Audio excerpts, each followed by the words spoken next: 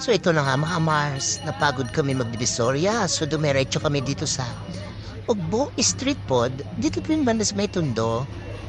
Ito daw yung sikat na pinupunta ng mga vlogger.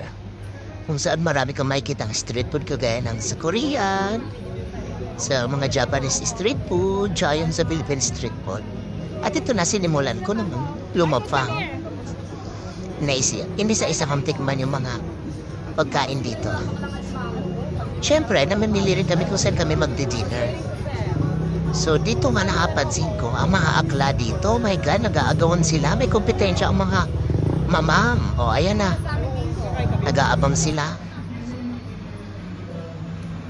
At siyempre, hindi ako magpapahuli. Tinikman ko muna ang mga Korean street food dito. Alam niya naman, paano ko ng mga Korean achuchuchur.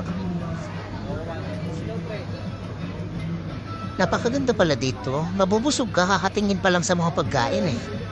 So, ayan. Di pa rin kami natatapos ang kakakain. Order lang ang order. At naghahanap kami ng pwede namin kainan talaga. Yung pwedeng magkanin.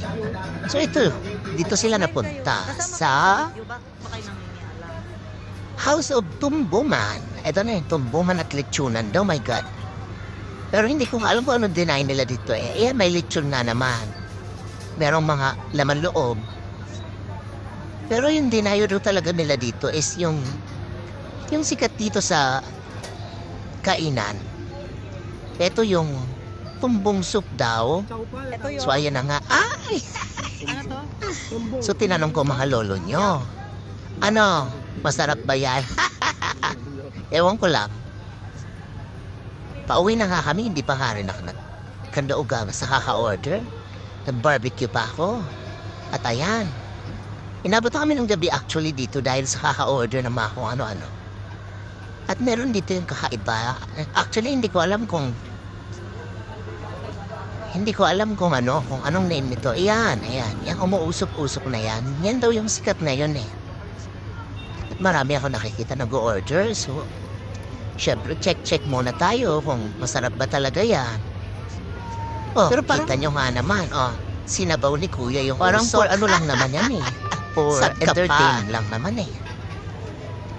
At syempre, hindi pa rin ako magpapahuli. Itatry ko talaga yan. So, Kuya, pa-order. Ayan na. Yan. Waka dragon dyan. Bubuga ka talaga. Pero in fairness, okay na rin naman siya. Pero hindi talaga siya masarap. For entertainment purposes lang. Nakakatuwa lang. So ayan, nakatulala na sa Mayora dahil busog na busog na. Super sarap din pala dito mundo. Try na kumain ng mga street food. So try nyo na rin po.